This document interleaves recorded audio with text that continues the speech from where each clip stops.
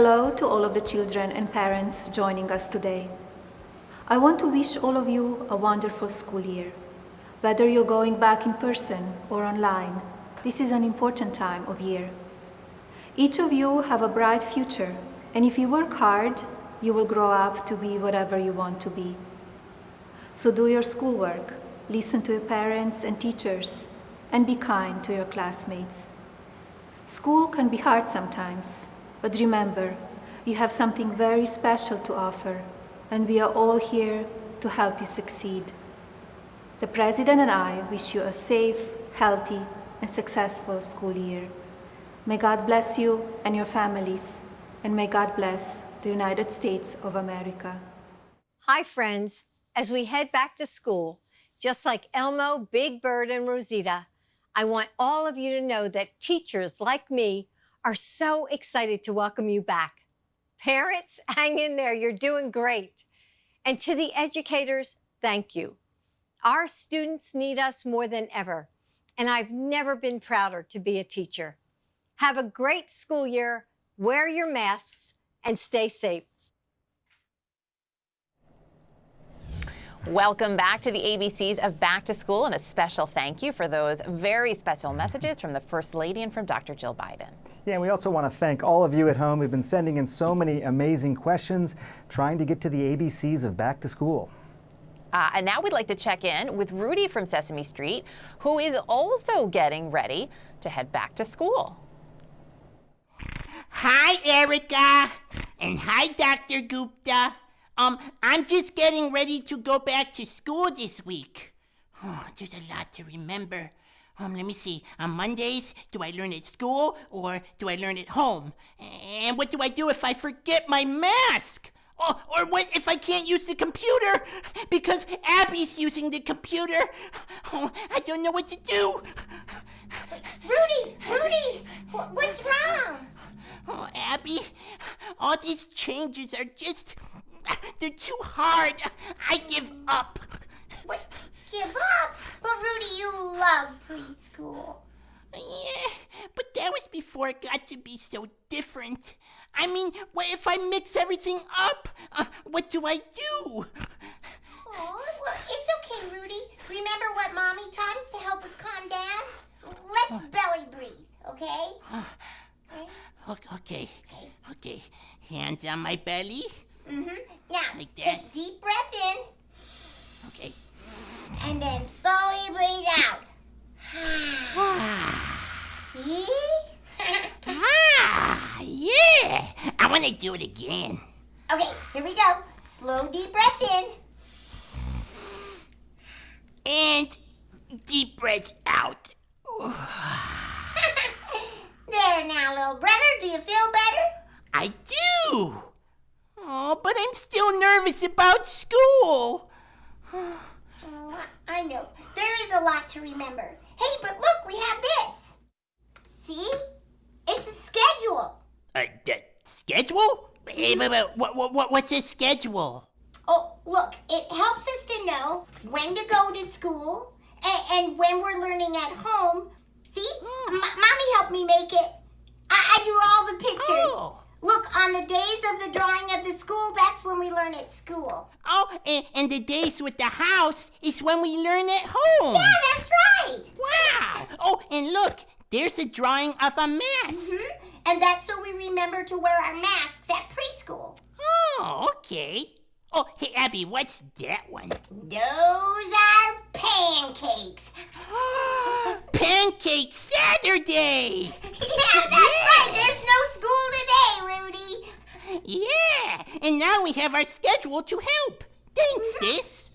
So, come on. It's pancake time. Yeah, pancake time. Thanks, Abby and Rudy. I love pancake time and belly breathing too, of course. Yeah, the belly breathing always helps for sure.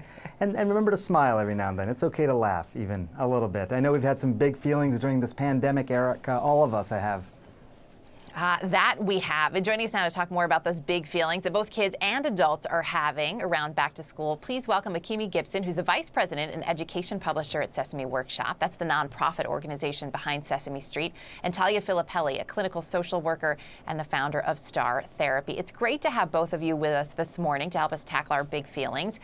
Talia, back to school, I should say, is always exciting, a little nerve-wracking, but of course more so this year with kids learning in new ways. And so many people's lives have really been drastically changed over the past 6 months. Their family may have relocated, maybe they've lost a job, they've lost a loved one. It is a lot. So Talia, how do we start to handle all of these emotions?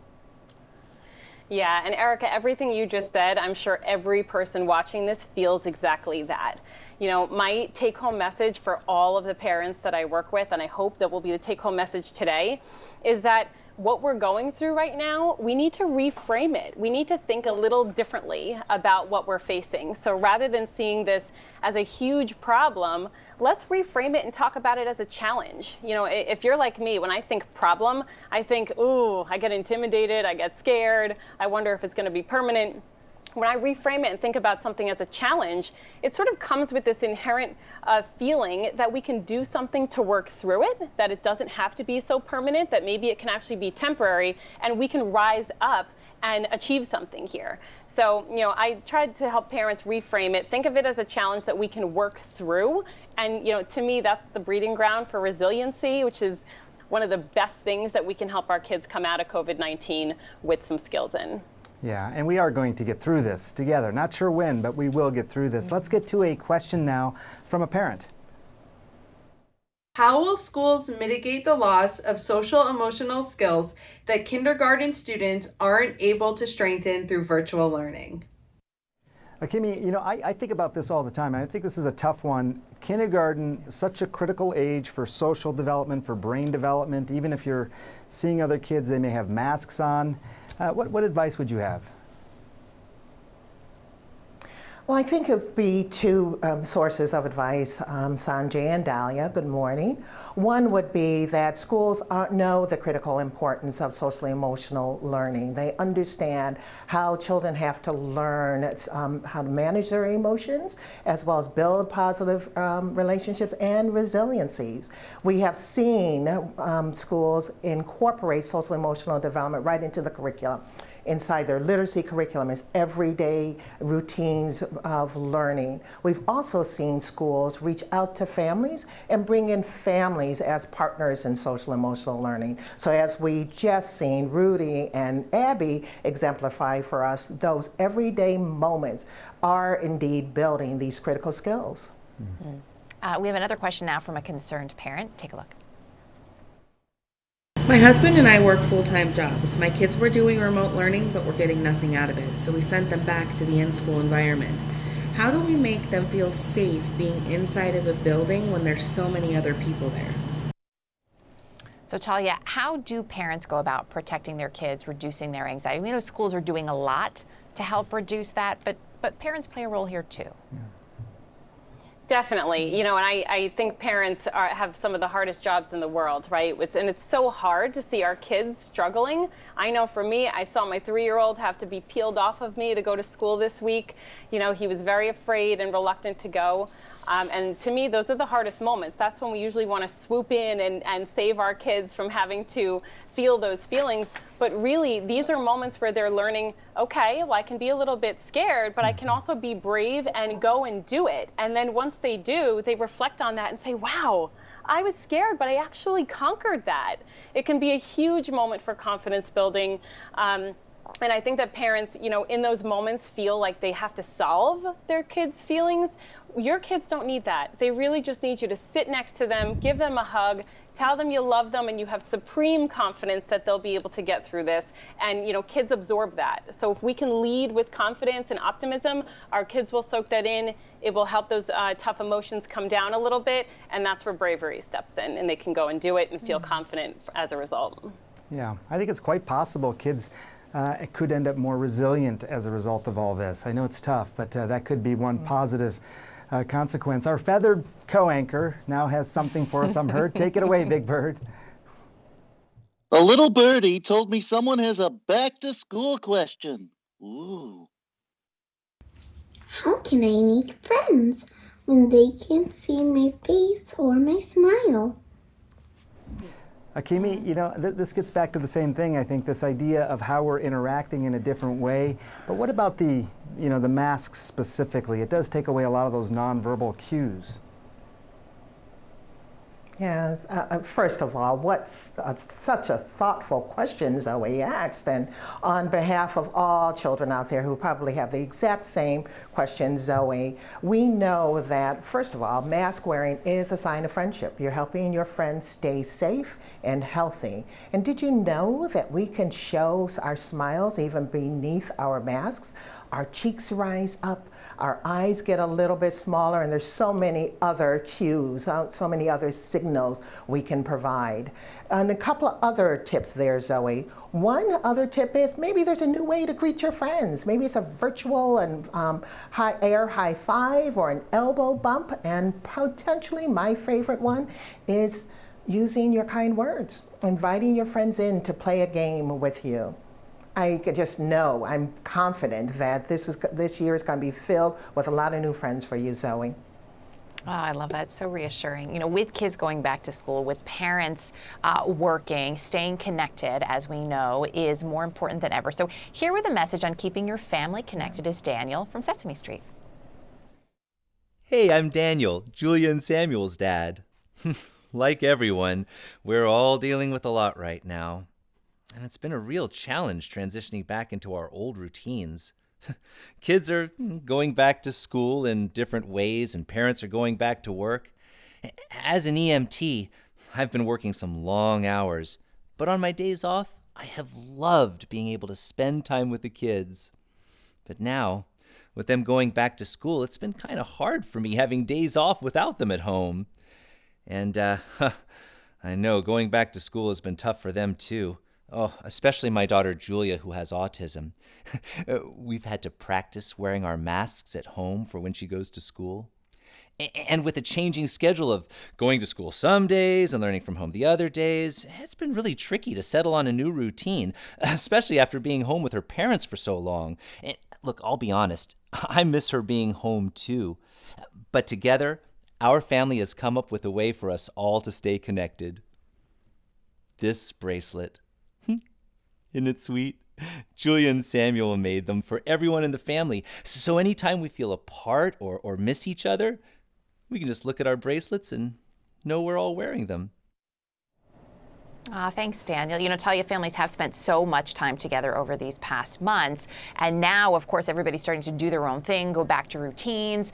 What are some ways to help manage that separation? So, like I said before, I am experiencing this in my own home, and you know, in a circumstance where everything feels so uncertain and so out of our control, the number one thing we actually do have control over is our bond with our kids. So, you know, one of the things that I recommend to everybody in order to help heal some of that separation fear that our kids are experiencing is 10 minutes of uninterrupted time with our kids every single day. If we can do that, it will help mitigate some of that fear about separating.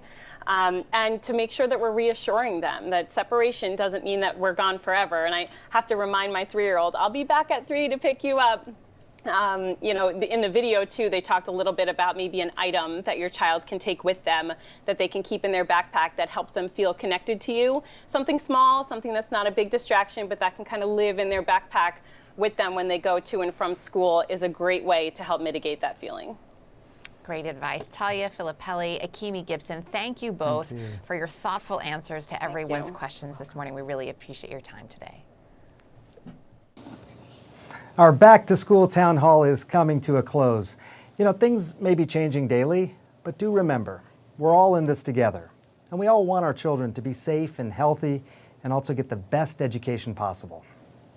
We'd also like to thank the Walton Family Foundation, whose generous contribution helped to make this back-to-school town hall possible. A special thanks as well to all of our experts, and of course, a very big thank you to our co-host Big Bird and to all of our friends on Sesame Street.